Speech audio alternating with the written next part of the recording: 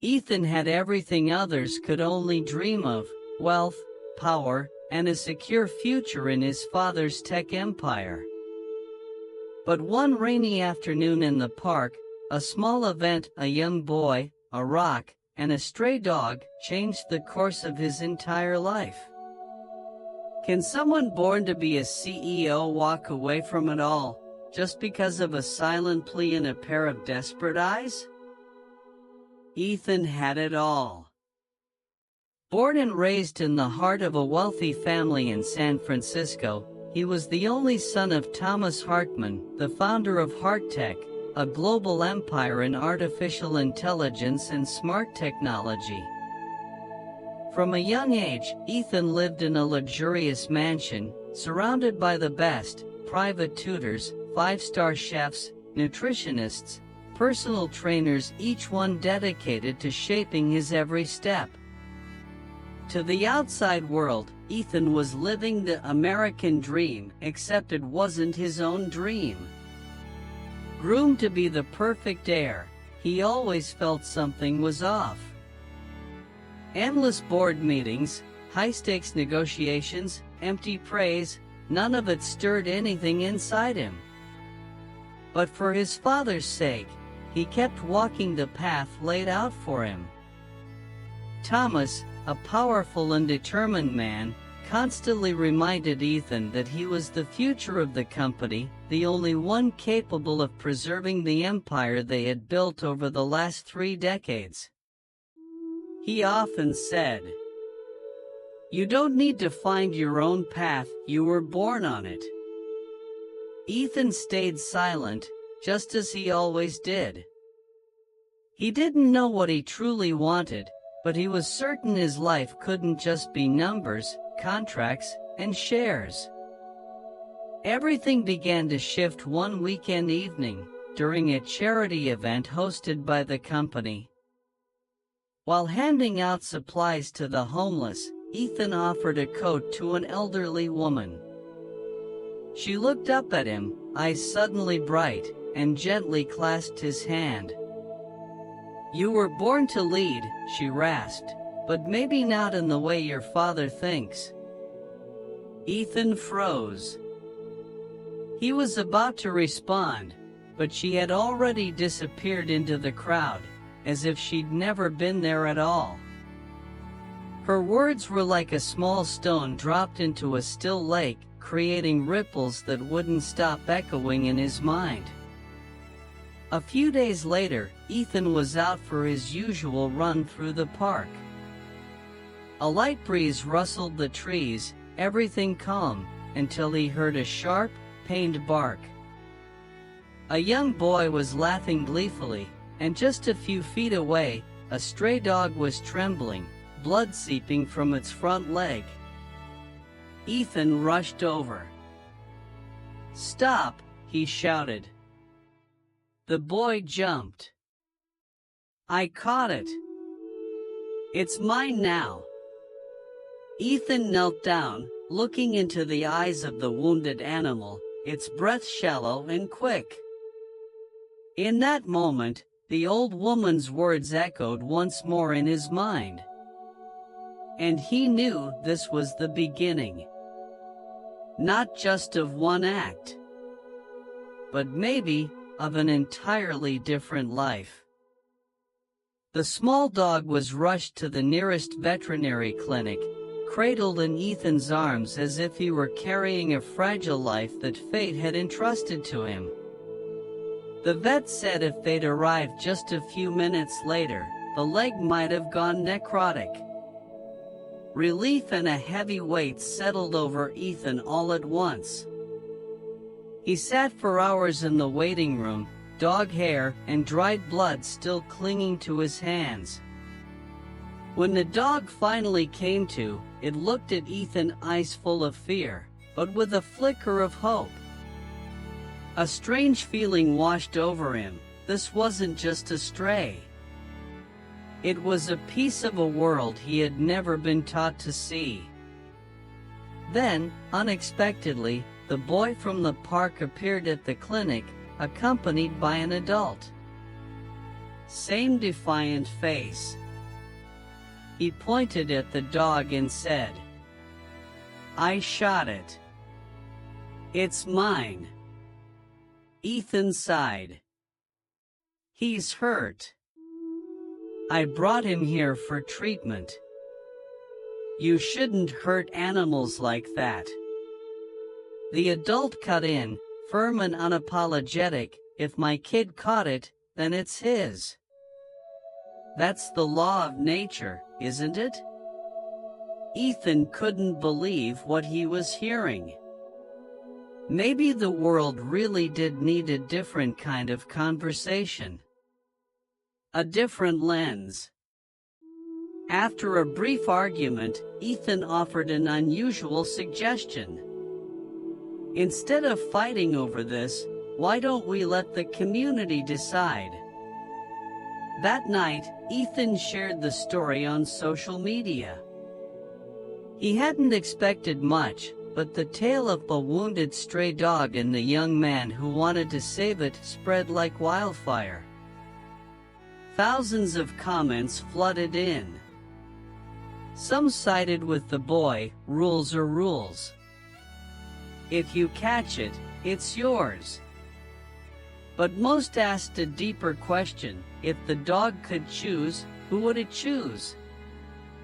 A week later, Ethan hosted a small community talk at a center near the park, where everything had started. During the event, a woman, an animal rights advocate, said something that left the whole room silent. "How we treat those weaker than us is how we treat ourselves when no one's watching." Ethan wasn't one for grand speeches, but her words struck something deep.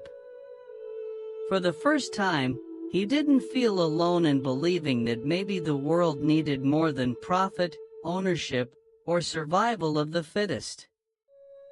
And for the first time in his life, Ethan felt truly alive. He began to question not just the dog or the boy, but himself. Had he ever really chosen anything for himself? Or had he simply been the inherited legacy of his family, just as Hardtech had always intended? The answer still lay somewhere ahead, but for the first time in his life, Ethan was ready to go find it. Since the day he hosted the community talk, Ethan was no longer a man living by a script someone else had written. He began to write each line of his own story by hand, in a notebook that was finally his. Each morning, instead of heading to Hardtech's sleek headquarters, he went to the local animal rescue center, bathing, feeding, and walking dogs that had been abandoned, beaten, or worse, treated like broken toys. Gone was the future CEO in designer suits. In his place stood a man in an old t-shirt and muddy slip-on shoes. A few weeks later, the dog he had saved, now named Scout, had fully recovered. Scout stuck to him like a shadow, never far from his side. Every time Ethan met those loyal, grateful eyes, he marveled at the strange truth. The deepest connection he'd ever felt came from a creature that couldn't speak a single word. One late afternoon, while walking Scout around the lake, Ethan spotted the boy from before, sitting alone on a park bench, head down. The bravado was gone. Ethan approached. "Miss the dog?" he asked. The boy nodded slightly. "I didn't think he'd be scared. I just wanted to know what it felt like to catch something wild." His voice dropped to a whisper. "My mom died last year. My dad doesn't talk to me. I hate feeling like no one notices I'm even here." Ethan stood still, the weight of those words settling in. In that moment, He didn't see a troublemaker, he saw a lonely child screaming at the world in the only way he knew how. Ethan knelt and stroked Scout's head. The dog stepped forward and gently licked the boy's hand. "Want to help me train him?" Ethan asked. The boy's eyes widened, lighting up like someone had just pulled back the curtains in a room that had been dark for far too long. From that day on, the boy Noah began showing up at the shelter regularly. He changed. He became softer, steadier. Ethan hadn't just rescued a dog. He had reached a person. And strangely enough, the one who had changed the most was Ethan himself. He began to realize that real value doesn't come from what you control, it comes from what you care for. He still didn't know what he was going to do with HeartTech. But for the first time, the future didn't scare him. Life was no longer a detailed blueprint. It was a journey with Scout, with Noah, and with himself, where each day brought him a step closer to the person he truly wanted to become. And though it was only the beginning, he had the quiet, certain feeling. This was where his real awakening had finally begun. Rumors about Ethan's disappearance from HeartTech had begun to swirl through the media. Tech headlines blared, "Where is the heir to the AI empire?" Some partners grew anxious. A few shareholders started asking questions. And Thomas Hartman was furious. One evening, just as Ethan was leaving the animal shelter with Scout and Noah, he saw his father standing at the front door. No warning. No assistance. Just a father, but with the eyes of a wounded CEO. "How long do you plan to hide out here?" Thomas asked, his voice low. Ethan didn't answer right away. He invited his father inside and brewed 2 cups of tea, the same ginger tea his mother used to love. "I'm not hiding," Ethan said quietly. "I'm just living the way I need to." Thomas set his cup down. "You're the heir. I built HeartTech for you. And now you're choosing stray dogs and kids over an entire empire?" Ethan met his father's gaze. For the first time, he wasn't a son trying to please. He was a man trying to be understood. "I know how much you've sacrificed. But I can't live the life you chose for me. Every day at the shelter, I feel useful not because of power, but because of real connection. With others. With myself." "And then what?" Thomas snapped. "You going to raise dogs for the rest of your life?" Ethan smiled, softly. "Maybe not. But I'm going to do what makes me feel real, even if it's small." Silence filled the room. Not a battle of wills, just 2 generations standing at a crossroads, one reaching for the peak, the other searching for depth. Thomas let out a long breath. "I once had a different dream, before HeartTech," he said quietly. "I wanted to teach. But life swept that away." Ethan was stunned. His father, the man who had never shared anything beyond business strategy, had just opened a door to something deeply personal. "Maybe I'm walking the path you left behind," Ethan said. Thomas didn't respond. but something in his eyes softened. As he turned to leave, he paused at the door. "You don't have to give everything up. But if you're brave enough to carve your own path, make it count." The door closed behind him, leaving Ethan with a strange lightness he'd never felt before. He didn't need permission to be himself. But now, he had something far more valuable than approval: understanding. And sometimes, in the search for who we are, a single moment like that is enough to keep walking, even if we don't yet know where the road leads. A few months had passed since Ethan's conversation with his father, and he still hadn't returned to Hearttech. And maybe he never would, not in the way people expected. He hadn't withdrawn from the company, but he was no longer the chosen one behind the wheel. Instead, he proposed something no one saw coming: a foundation called HeartKind, dedicated to investing in community initiatives, emotional education, youth therapy, and the protection of abandoned animals. Not a profit-making venture, but something that made Ethan feel truly alive. Noah, the same boy who once threw a rock at a stray dog, was now part of a special scholarship program funded by the foundation. He studied hard, even dreaming of becoming a veterinarian.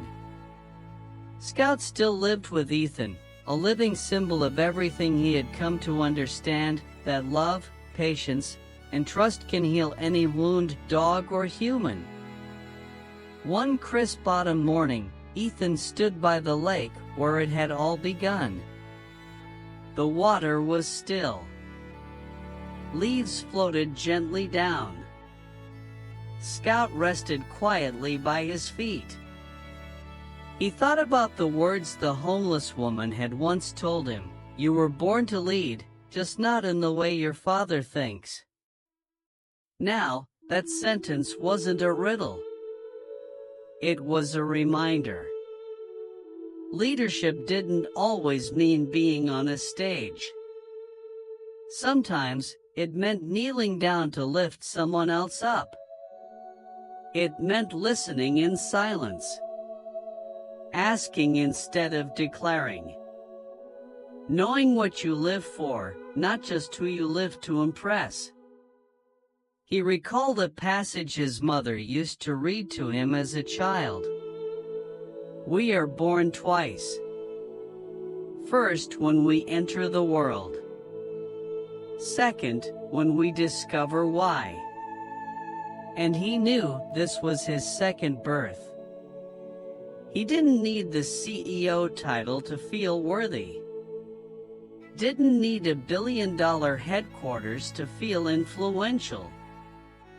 Just an open heart, a listening ear, and one small daily choice. To do what's right. Even when no one's watching.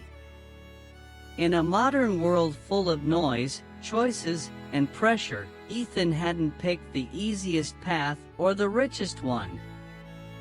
He'd chosen the path that made him real. And that, though absent from any business plan, was the most lasting investment he'd ever made. Scout barked softly, as if pulling him back to the present. Ethan knelt, scratched his head, and smiled, not for the cameras, not for the world. Just for himself. And he kept walking.